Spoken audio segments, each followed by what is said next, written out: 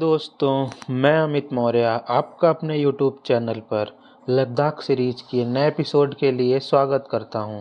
आज हम लेह शहर की हलचल से निकलकर जा रहे हैं लद्दाख की उन शांत और ऊबड़-खाबड़ वादियों में जिन्हें आपने फिल्मों में देखा होगा।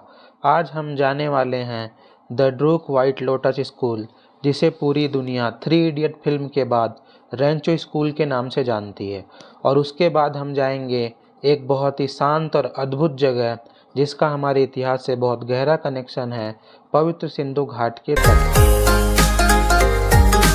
लेह से रेंचो स्कूल की दूरी 15 से 20 किलोमीटर है और यहाँ से निकलते ही नज़ारा पूरी तरह बदल जाता है। लद्दाख की इन सड़कों की सबसे खास बात जानते हैं क्या है? यहाँ के ये बंजर पहाड़। यहाँ हरियाली कम है, लेकिन इन पहाड़ों के रंगों में जो जादू है वो आपको कहीं और नहीं मिलेगा। धूप और छाँव का खेल इन पहाड़ों पर ऐसा लगता है जैसे किसी ने कैनवास पर पेंटिंग कर दी हो।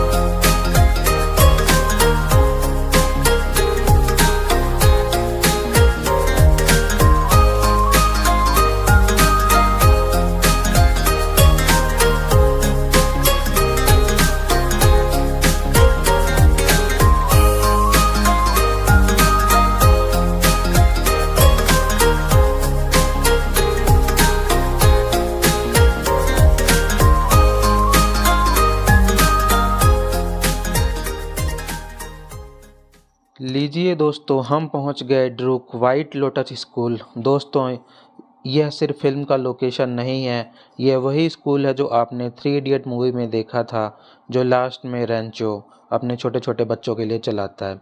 इस स्कूल की शुरुआत 2001 में ग्यालवांग ड्रूकपा द्वारा की गई थी, जिसका उद्देश्य था लद्दाख के बच्चों को ऐसी शिक्षा देना जहां आधुनिक ज्ञान के साथ साथ उनकी अपनी संस्कृति और परंपराएं भी जुड़ी रहें।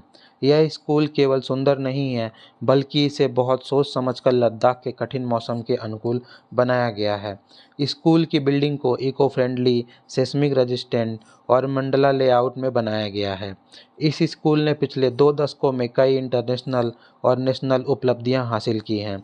यह उपलब्धियां न केवल शिक्षा के क्षेत्र में हैं, बल्कि वास्तुकला, सस्टेनेबिलिटी और आपदा प्रबंधन में भी है। यहाँ के बच्चे सिर्फ छात्र नहीं हैं, वे इको वॉरियर भी हैं।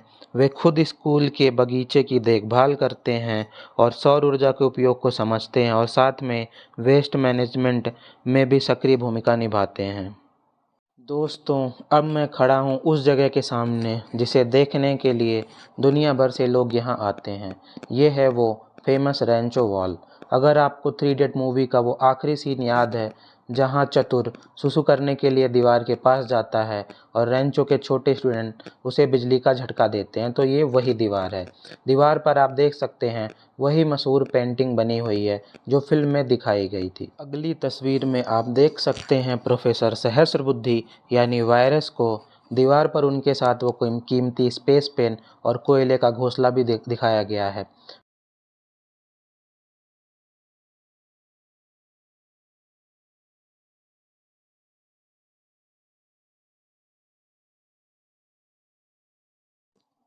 आगे दीवार पर स्कूटर वाला शॉट जहां 3 दोस्त स्कूटर पर जा रहे हैं उसको भी दिखाया गया है।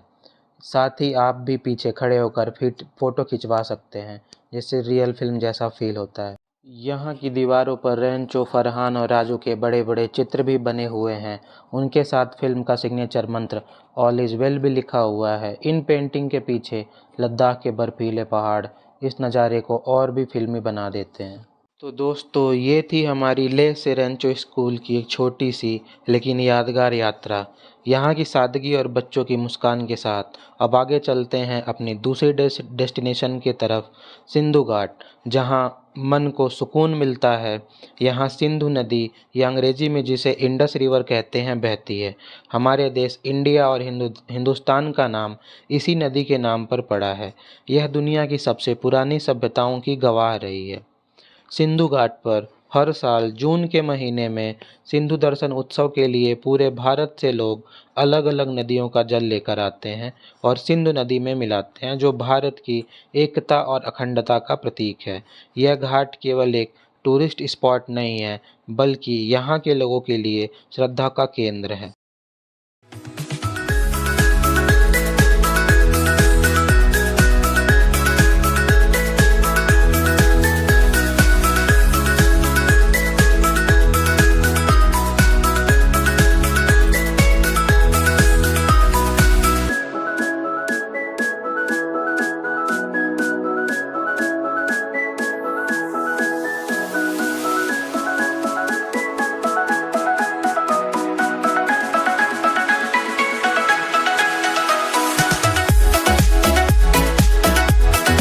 दोस्तों, यहाँ जाते टाइम यहाँ की सड़कें किसी पेंटिंग से कम नहीं हैं।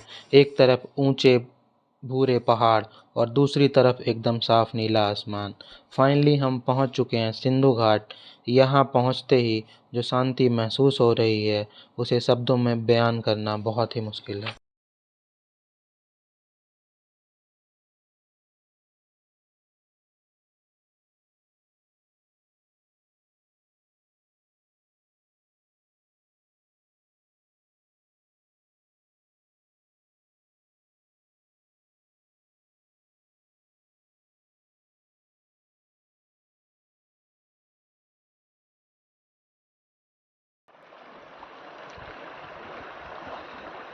दोस्तों, इस बहते हुए पानी की धारा को देखिए, कितना पारदर्शी और ठंडा है। इसकी आवाज़ में एक अजीब सा सुकून है। यहाँ आप घंटों बैठकर अपना टाइम बिता सकते हैं। अगर आप फैमिली के साथ आते हैं तो यहाँ पर टाइम बिताने के लिए ज़रूर आएँ।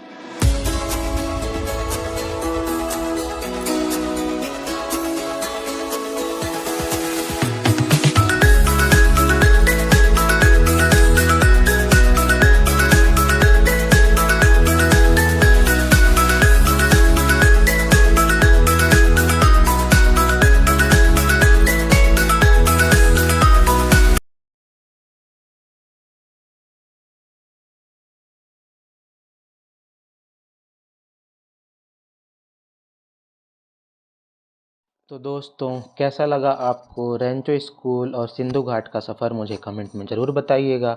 लद्दाख की खूबसूरती सच में रूह को छू लेती है। अगर आपको यह वीडियो पसंद आया हो तो लाइक करें और अपने दोस्तों के साथ शेयर करें और चैनल को सब्सक्राइब करना ना भूलें, क्योंकि लद्दाख की ये सीरीज़ अभी ख़त्म नहीं हुई है। मिलते हैं अगले ब्लॉग में। तब तक के लिए आप अपना और अपने चाहने वालों का ख्याल रखें और खुश रहें। झूले दोस्तों।